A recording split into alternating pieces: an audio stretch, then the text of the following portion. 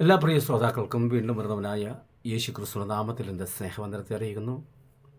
ഉൽപ്പത്തി പുസ്തകം 6-ാം അധ്യായത്തിൽ നിന്നും കഴിഞ്ഞ 2 വീഡിയോകളിൽ അവതരിപ്പിച്ച വിഷയത്തോടുള്ള ബന്ധത്തിൽ ശ്രോതാക്കളുടെ ഇടയിൽ നിന്നും അനുകൂലിച്ചും പ്രതികൂലിച്ചും കൊണ്ട് നല്ല ഈടുറ്റ ആശയങ്ങളും ചോദ്യങ്ങളും സംശയങ്ങളും ഉണ്ടായിട്ടുണ്ട്. പക്ഷേ ചിലരുടെയൊക്കെ കമൻറ്റ് കണ്ടപ്പോഴും ചിലരുടെയൊക്കെ ചോദ്യം കണ്ടപ്പോഴേക്കും മനസ്സിലായി ഇവർ വീഡിയോ പൂർണ്ണമായി കണ്ടിട്ടല്ല എന്ന്. ഞാൻ ദയവ് ചെയ്ത് എൻ്റെ ശ്രോതാക്കളോട് പറയുന്നത്, വേറിട്ട ചിന്തകൾ എന്നുള്ള പരിപാടി നിങ്ങൾ കമൻറ്റ് ചെയ്യുന്നുവെങ്കിൽ, സംശയം ചോദിക്കുന്നുവെങ്കിൽ വീഡിയോ പൂർണ്ണമായി കേട്ടതിന് ശേഷം മാത്രം ചെയ്യുക. എനിക്കത് തിരിച്ചറിയാൻ പറ്റും. കാരണം നിങ്ങൾ പലപ്പോഴും ചോദിച്ചിട്ടുള്ള ചോദ്യത്തിന് അതിനകത്തിന് മറുപടി കിടപ്പുണ്ട്. ഞാനിതിൽ അവതരിപ്പിക്കുന്നത് തന്നെ. അപ്പോൾ അതുകൊണ്ട് ഞാൻ പറയുന്നു, നിങ്ങളുടെ എല്ലാ നല്ല പ്രതികരണത്തിന് അനുകൂലിച്ചുകൊണ്ടും പ്രതികൂലിച്ചുകൊണ്ടുമുള്ള എല്ലാ കമൻറ്റുകൾക്കായി ഞാൻ വളരെ ദൈവത്തെ സ്തുതിക്കുന്നു. ഞാനധികം മുഖവരകളിലേക്ക് നീട്ടാതെ വിഷയത്തിലേക്ക് കടക്കാൻ ആഗ്രഹിക്കുന്നു. ഈ മൂന്നാമതൊരു ഭാഗം കൂടി ചെയ്യേണ്ടി വന്ന കാരണം, ആ വിഷയത്തോടുള്ള ബന്ധത്തിൽ 2 പ്രധാന ധാരണകൾ നിലനിൽക്കുന്നു. നമുക്കറിയാം, ഒന്ന് ഈ ദൈവത്തിൻ്റെ പുത്രന്മാരെന്ന് പറഞ്ഞിരിക്കുന്നത് മനുഷ്യർ തന്നെയാണെന്നും, അല്ല മറുഭാഗത്ത് അത് ദൂതന്മാരാണെന്നും. ഇനി ആ ദൂതന്മാരാണെന്ന് പഠിപ്പിക്കുന്നവരുടെ കൂട്ടത്തിൽ 2 വിധ ചിന്തകളുണ്ട്. ഒന്ന്, വീണുപോയ ദൂതന്മാരാണെന്നും, 2 അല്ല വിശ്വസ്തയോടെ സേവനമനുഷ്ഠിച്ച് നിന്ന ദൂതന്മാരാണെന്നും ഒക്കെ പറയുന്നുണ്ട്. നമ്മൾ ഒന്നും കൂടി അതിനെ ഈ കമൻറ്റുകൾക്കും ചോദ്യങ്ങൾക്കും അടിസ്ഥാനമാക്കിക്കൊണ്ട് ഒരു വിലയിരുത്തലും കൂടെ നടത്തുകയാണ്. അത് ശ്രോതാക്കൾ തന്നെ അതിലേതാണെന്ന് ശരിയായും തിരിച്ചറിയുക. ഒന്നാമത്തെ ചോദ്യം അതാണ്: ശേത്തിനെയും ഏനോശിനെയും ദൈവത്തിൻ്റെ പുത്രന്മാർ എന്ന് വിളിച്ചിട്ടുണ്ടോ? നല്ലൊരു ചോദ്യമാണ്. പക്ഷേ ഇനി അവരെ ദൈവത്തിൻ്റെ പുത്രന്മാർ എന്ന് വിളിച്ചില്ല എന്ന് കരുതി അവർ ദൈവത്തിൻ്റെ പുത്രന്മാർ അല്ല എന്ന് വരുമോ? അങ്ങനെയാണെങ്കിൽ അബ്രഹാമിനെ ദൈവത്തിൻ്റെ സ്നേഹിതൻ എന്നാണ് പറഞ്ഞിരിക്കുന്നത്. ദൈവത്തിൻ്റെ പുത്രൻ എന്ന് നമ്മൾ അംഗീകരിക്കണമോ? ഇനി ദാവീദിനെ എൻ്റെ ഹൃദയപ്രകാരമുള്ള ദാവീദ്, ദാനിയേലിനെ പ്രിയപുരുഷൻ, ഇങ്ങനെയൊക്കെ ഓരോരുത്തർ വിശേഷിപ്പിച്ചിട്ടുണ്ട്. അപ്പോൾ അവരെയൊക്കെ മറ്റുള്ള പദവിയിലൂടെ അവരെ വിശേഷിപ്പിച്ചത് കൊണ്ട് അവർ ദൈവപുത്രന്മാരല്ലെന്ന് പറയേണ്ടി വരുമോ? എന്നാൽ അതിലൊക്കെ ഉപരിയായി ലൂക്കോസ് വിശേഷം 3-ാം അധ്യായത്തിൻ്റെ 38-ാമത്തെ വാക്യത്തിൽ വരുമ്പോൾ ആദാം ദൈവത്തിൻ്റെ മകൻ എന്ന് പറഞ്ഞിരിക്കുന്നു. അപ്പോൾ ആദാം ദൈവത്തിൻ്റെ മകനാണെങ്കിൽ ആദാമിൻ്റെ മക്കൾ പിന്നെ ദൈവത്തിൻ്റെ ആരാണ്? നിശ്ചയമായും കയീനും ആ പദവി ഉണ്ടായിരുന്നു. കയീൻ ചെയ്യരുതാത്ത ചെയ്ത് പാപം ചെയ്ത് കൊലപാതകയായി മാറിയപ്പോൾ പദം ശ്രദ്ധിക്കുക. കയീൻ തൻ്റെ നാട്ടിൽ നിന്ന് പോയി എന്നതിനേക്കാൾ, തൻ്റെ വീട്ടിൽ നിന്ന് പോയി എന്നതിനേക്കാൾ അവിടെ എടുത്തു പറയുന്നത് യഹോവയുടെ സന്നിധിയിൽ വിട്ടുപോയെന്ന് പറയുന്നത്. യഹോവയുടെ സന്നിധി വിട്ടുപോയെന്ന് പറയുമ്പോൾ ഈ ദൈവം അവന് കൊടുത്തിരുന്നൊരു പദവിയുണ്ട്. ദൈവത്തിൻ്റെ മകൻ എന്നായിരിക്കാം, ഞാൻ സ്ഥാപിച്ച് പറയുന്നില്ല.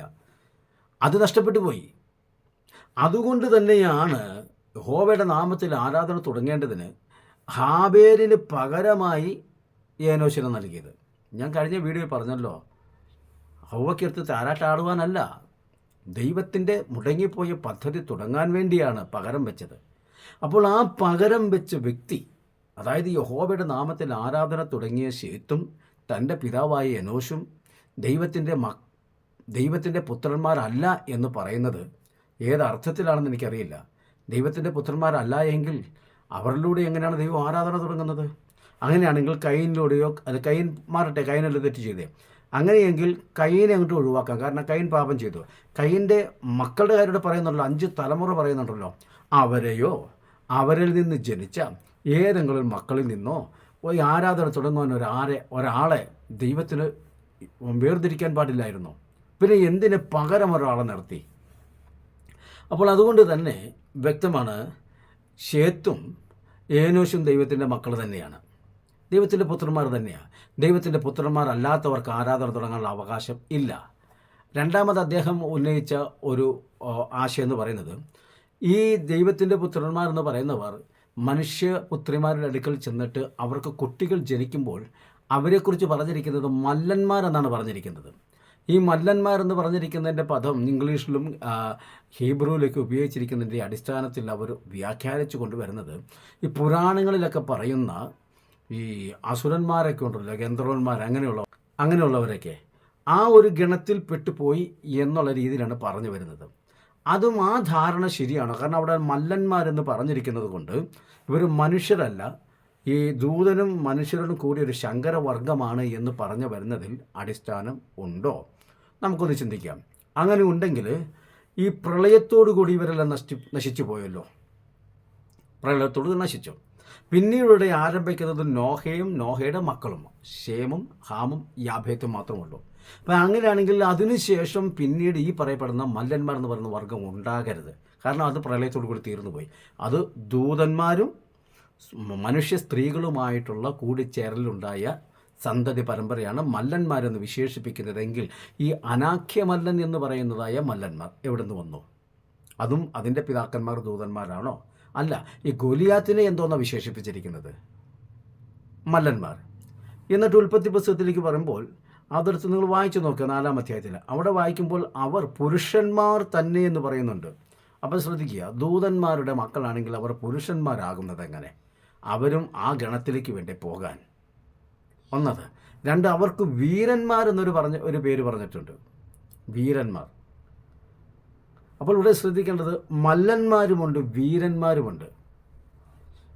അതിൽ നിന്ന് എനിക്ക് മനസ്സിലാക്കാൻ പറ്റിയത് ഈ മല്ലന്മാരെന്ന് പറയുന്നത് അവർ ദീർഘകായകന്മാർ, അവരുടെ ശരീരത്തിൻ്റെ വലിപ്പം കൊണ്ടാണ് അവരെ മല്ലന്മാരെന്ന് പറയുന്നത്. അതുകൊണ്ട് അനാഖ്യ മല്ലൻ എന്നൊക്കെ പറയുന്നത്. കനാൻ ദേശം ഉറ്റുനോക്കാൻ പോയവരുമെന്ന് പറയുന്നുണ്ട്, അവിടെ അനാഖ്യ മല്ലന്മാരുണ്ടെന്ന്. അവിടെ എന്ന് പറഞ്ഞാൽ എന്നിട്ട് എടുത്ത് പറയുന്നുണ്ട് അതിദീർഘം വലിയ ശരീരമുള്ളവരെന്ന് പറയുന്നുണ്ട്. എന്നാൽ വീരന്മാരെന്ന് പറയുന്നവരുടെ ശരീരത്തിൻ്റെ വലിപ്പമല്ല, അവരുടെ മനസ്സിൻ്റെ വലിപ്പമാണ്. അവർക്ക് എന്തിനോട് ധൈര്യമുണ്ട്, എന്തിനും നേരിടാൻ, എന്തും ചെയ്യുവാനുള്ള ധൈര്യമുണ്ട്. അപ്പോൾ മല്ലന്മാരെന്ന് പറഞ്ഞാൽ അത് ശരീരത്തിൻ്റെ വലിപ്പവും, വീരന്മാരെന്ന് പറഞ്ഞാൽ അത് മനസ്സിൻ്റെ ബലവുമാണ് അവിടെ നമുക്ക് മനസ്സിലാക്കാൻ പറ്റുന്നത്. അപ്പോൾ ഇവിടെ ഞാൻ പറഞ്ഞു വന്നത്, ഇവർ പറയുന്ന രീതിയിൽ ദൂതന്മാരും മനുഷ്യ സ്ത്രീകളുമായിട്ടുള്ള ചേരലുള്ള സന്താന പരമ്പരയാണ് മല്ലന്മാരെന്ന് പറയുന്ന പ്രത്യേക ഒരു ഗണമായി മാറിയെങ്കിൽ ജലപ്രളയത്തോടു കൂടി അതെല്ലാം നശിച്ചു പോയിട്ട് അനാഖ്യ മല്ലന്മാരും ഗോലിയാത്ത് എന്ന് പറയുന്ന മല്ലനുമൊക്കെ എവിടെ നിന്നുണ്ടായി? അവരുടെ പിതാക്കന്മാരും ദൂതന്മാരോ? ഈ ചോദ്യത്തിന് മറുപടി പറഞ്ഞാൽ നമ്മളുടെ ആശയം നമുക്ക് തിരുത്താൻ പറ്റും. ഇല്ലാത്തടത്തോളം കാലം നമ്മളുടെ ആശയം ഒന്നും കൂടി ആണി അടിച്ച് നമ്മൾ ഉറപ്പിക്കുകയാണ് ചെയ്യുന്നത്. ഒരു ദൈവദാസൻ ഉന്നയിച്ച 2 ചോദ്യങ്ങൾക്ക് വ്യക്തമായി മറുപടിയായി. അടുത്തത് നമ്മുടെ കമൻറ്റുകൾ വന്നുള്ള ചില കാര്യങ്ങളാണ് പറയാൻ ആഗ്രഹിക്കുന്നത്. അതിനു മുമ്പായിട്ട് ഇവിടെ നമുക്ക് വിലയിരുത്തി ചിന്തിക്കേണ്ട ചില പോയിന്റുകൾ കൂടിയുണ്ട്. അത് നമുക്കൊന്ന് ഗൗരവമായിട്ട് പരിശോധിക്കാം. ഒരു ജലപ്രളയം കൊണ്ട് ഭൂമിയെ നശിപ്പിക്കേണ്ടി വന്നതിൻ്റെ പിന്നിൽ കാരണം എന്ത്? അവിടെ വഷളത്വം നിറഞ്ഞെന്ന് പറഞ്ഞിരിക്കുന്ന, വഷളത്വം നിറഞ്ഞ എങ്ങനെയാണ്? മനുഷ്യരുടെ ഇടയിലാണ് വഷളത്വം നിറഞ്ഞത്. നമ്മൾ ചിന്തിക്കുക, ഇവിടെ തെറ്റ് ചെയ്തത് ദൂതന്മാരോ അതോ മനുഷ്യരോ? ഇവിടെ ദൂതന്മാർ ചെയ്ത തെറ്റിന് കർത്താവ് ദൈവം പറയുന്നത് മനുഷ്യരുടെ ദുഷ്ടതയെന്നാണ് പറഞ്ഞിരിക്കുന്നത്. അപ്പോൾ തീർച്ചയായും ഈ ദുഷ്ടതയുണ്ടായത് മനുഷ്യരുടെ ഇടയിലാണെന്ന് വ്യക്തം. ഇനി അതിനെ ഉറപ്പിക്കുന്ന ചില പോയിന്റുകളോട് നമുക്കതിന് കണ്ടെത്താം. പറയുന്നതാണ്, മനുഷ്യരിൽ ദൈവത്തിൻ്റെ ആത്മാവ് സദാകാലം വാദിച്ചു കൊണ്ടിരിക്കുകയില്ല. ആരിൽ? ദൂതന്മാരിലല്ല, മനുഷ്യരിൽ.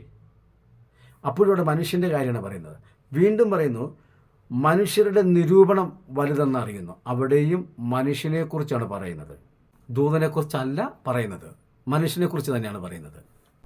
ഇനിയല്ല, ഈ ദൂതന്മാരാണ് അവിടെ വന്ന് ഈ വഷളത്വം ചെയ്തതെങ്കിൽ അവരിൽ ദൈവത്തിൻ്റെ ആത്മാവ് സദാകാലം വാദിച്ചു കൊണ്ടിരിക്കുകയില്ല എന്ന് പറയുമ്പോൾ ശ്രദ്ധിക്കേണ്ട വലിയൊരു പോയിൻ്റ് അതിനകത്തുണ്ട്. ദൈവസന്നിധിയിൽ നിന്ന് വിശ്വസ്തയോടെ സേവനം അനുഷ്ഠിച്ചു കൊണ്ടിരുന്ന ദൂതന്മാർ അവിടം വിട്ട്, അവരുടെ സ്ഥലം വിട്ട് അവർ ഭൂമിയിൽ വന്ന് മനുഷ്യരുമായി അവർ പാപം ചെയ്യാൻ നോക്കുമ്പോഴും പാപം ചെയ്യുമ്പോഴും അവരുടെ ഉള്ളിൽ ദൈവത്തിൻ്റെ ആത്മാവുണ്ട് എന്ന് പറഞ്ഞാൽ എന്താണ് നമ്മൾ അതിൽ നിന്ന് മനസ്സിലാക്കേണ്ടത്? എന്തിനാണ് ദൈവത്തിൻ്റെ ആത്മാവ് അവർ വാദിച്ചുകൊണ്ടിരുന്നത്? വളരെ ഗൗരവമായി ചിന്തിക്കേണ്ട കാര്യമാണ്. അതുകൊണ്ട് ഞാൻ പറഞ്ഞ ഈ വീഡിയോ പൂർണ്ണമായി കേട്ടിട്ടേ പ്രതികരിക്കാവുള്ളൂ എന്ന് പറയുന്നത്. ഇപ്പോൾ നമ്മളിൽ ദൈവത്തിൻ്റെ പരിശുദ്ധാത്മാവുണ്ട്. എന്തിനു വേണ്ടി? പാപത്തെക്കുറിച്ചും നീതിയെക്കുറിച്ചും ന്യായവിധിയെക്കുറിച്ചും ബോധം വരുത്തുവാൻ. അപ്പോൾ അനുദപിച്ച് ചെല്ലുവാനുള്ള അവസരം മനുഷ്യന് വേണ്ടി ദൈവം വെച്ചിട്ടുണ്ട്. അതുപോലെ തന്നെ ദാവീദ് പറയുന്ന 51-ാം സങ്കീർത്തനത്തിൽ താൻ പാപം ചെയ്തപ്പോൾ പറയുന്നത് തന്നെയാണ്, രക്ഷയുടെ സന്തോഷം എനിക്ക് തിരികെ തരണം, പക്ഷേ നിൻ്റെ ആത്മാവിനെ എന്നിൽ നിന്ന് എടുത്തു കളയരുത്. താൻ പാപം ചെയ്തപ്പോഴും രക്ഷയുടെ സന്തോഷം തനിക്ക് നഷ്ടമായി പോയത്. അത് മറ്റൊരു വീഡിയോയിൽ ഞാൻ വളരെ വിശദീകരിച്ച് പറയുന്നുണ്ട്. ഇവിടെ ഞാൻ മുന്നോട്ട് വയ്ക്കുന്ന ആശയം, രക്ഷയുടെ സന്തോഷം ദാവീദിന് നഷ്ടമായി പോയപ്പോഴും പരിശുദ്ധ ആത്മാവ് തന്നിലുണ്ട്. എന്തിന്? പാപത്തെക്കുറിച്ച് ബോധം വരുത്തുവാൻ. ഇനി ഞാൻ ചോദിക്കട്ടെ, വീണുപോയ ദൂതന്മാർക്ക് എവിടെയെങ്കിലും അനുദപിച്ച് വരാനുള്ള അവസരം ദൈവം കൊടുത്തിട്ടുണ്ടോ? ഉണ്ടെങ്കിൽ നിങ്ങൾ തെളിവ് തരണം. ഇല്ല എങ്കിൽ എന്തിനു വേണ്ടിയാണ് ഈ ആത്മാവികൾ സദാകാലം വാദിച്ചു കൊണ്ടിരുന്നത്? മനസ്സിലായെന്ന് ചോദ്യം മനസ്സിലായെന്ന് കരുതുന്നു. അപ്പോൾ ഈ പാപം ചെയ്തവർ, വഷളത്വം ചെയ്തവരിലാണ് ദൈവത്തിൻ്റെ ആത്മാവ് വാദിച്ചുകൊണ്ട്. അത് സദാകാലം ഇരിക്കത്തില്ല, ഒരു പരിധി വരെ ഇരിക്കും, അത് കഴിഞ്ഞാൽ അത് മാറുമെന്നാണ് പറഞ്ഞിരിക്കുന്നത്. അപ്പം അങ്ങനെയാണെങ്കിൽ ചോദ്യം, ദൂതന്മാർക്ക് മാനസാന്തരപ്പെട്ട് മടങ്ങി വരുവാനുള്ള അവസരം ഉണ്ടോ? ഇല്ലെങ്കിൽ ദൈവത്തിൻ്റെ ആത്മാവ് എന്തിന് അവരിൽ വാദിച്ചു കൊണ്ടിരിക്കണം? ഒന്നത്. രണ്ട്, പ്രളയമുണ്ടാകാനുള്ള കാരണം ഭൂമിയിൽ മനുഷ്യരുടെ ഇടയിൽ വഷളത്വം പെരുകി. ഓക്കെ, ഇത് ദൂതന്മാരാണ് ഇത് ചെയ്തതെങ്കിൽ മനുഷ്യപുത്രിമാരെ അവരെ ഭാര്യമാരായി എടുത്തതിന് ഈ ആരാധന തുടങ്ങിയ എനോശ് അവരുടെ സന്തതികൾ പറയുന്നുണ്ട്, അവർ ജീവിച്ചിരുന്ന് പുത്രന്മാരെയും പുത്രിമാരെയും ജനിപ്പിച്ചു. അവരുടെ സന്തതികളെ പോലും മിച്ചം വയ്ക്കാതെ, ഒരെണ്ണം പോലും വയ്ക്കാതെ ഈ നോഹയെയും തൻ്റെ രണ്ട് പുത്രന്മാരെയും അവരുടെ ഭാര്യമാരെയും അങ്ങനെ 8 പേരെ മാത്രം ദൈവം ശേഷിപ്പിച്ചപ്പോൾ ഇവരൊഴികെ ബാക്കിയുള്ളവരെല്ലാം വഷളത്വത്തിലായി എന്നല്ലേ അതിൻ്റെ അർത്ഥം? അങ്ങനെയെങ്കിൽ ആ വഷളത്വം എന്തായിരുന്നെന്ന് ഈ പഠനത്തിനെതിരെ, ഈ ആശയത്തിനെതിരെ കമൻറ്റുകൾ ഇട്ടവരും ഇതിനെതിരെ ആശയങ്ങൾ പ്രകടമാക്കിയവരും ഒരു മറുപടി തന്നാൽ കൊള്ളാം. എന്ത് കാരണത്താലാണ് ജലപ്രളയം ഉണ്ടായത്? അതിൽ നിന്നും വ്യക്തമല്ലേ വഷളത്വം ഉണ്ടായത് മനുഷ്യരുടെ ഇടയിലാണെന്ന്. മനുഷ്യരുടെ ഇടയിൽ നിങ്ങൾ പറഞ്ഞതിൻ്റെ അനുസരിച്ച് മനുഷ്യരുടെ ഇടയിൽ വന്ന പാപം അവരുടെ പെൺമക്കളെ ഭാര്യമാരായി കൊടുത്തു, സമ്മതിച്ചു, അവർ പോട്ടെ. എങ്ങളുടെ ആൺമക്കളില്ലേ, അവരെയെങ്കിലും ഒന്ന് ശേഷിപ്പിക്കാൻ പാടില്ലായിരുന്നു? അവർ പറയുക, ഞങ്ങളുടെ പെങ്ങന്മാർ ദൂതന്മാർ വന്നപ്പോൾ അവരുടെ കൂടെ പോയി, വിളിച്ചുകൊണ്ട് പോയി, സമ്മതിച്ചു. അല്ലെ ഭാര്യയായിട്ട് പോയി, സമ്മതിച്ചു. ഞങ്ങളെന്ത് പാപം ചെയ്തു? ആങ്ങളമാരായ ഞങ്ങളെന്ത് പാപം ചെയ്തു? എന്തുകൊണ്ട് ഞങ്ങളെ പട്ടകത്തെ കയറ്റിയില്ല? ഇതൊക്കെ പോരെ ദൈവദാസന്മാരെ ന്യായമായി ചിന്തിക്കാൻ? നിങ്ങൾ ആകെപ്പാടെ കൊണ്ടുവരുന്ന തെളിവ് യൂദയുടെ ലേഖനത്തിലെ 6-ാമത്തെ വാക്യമല്ലേ?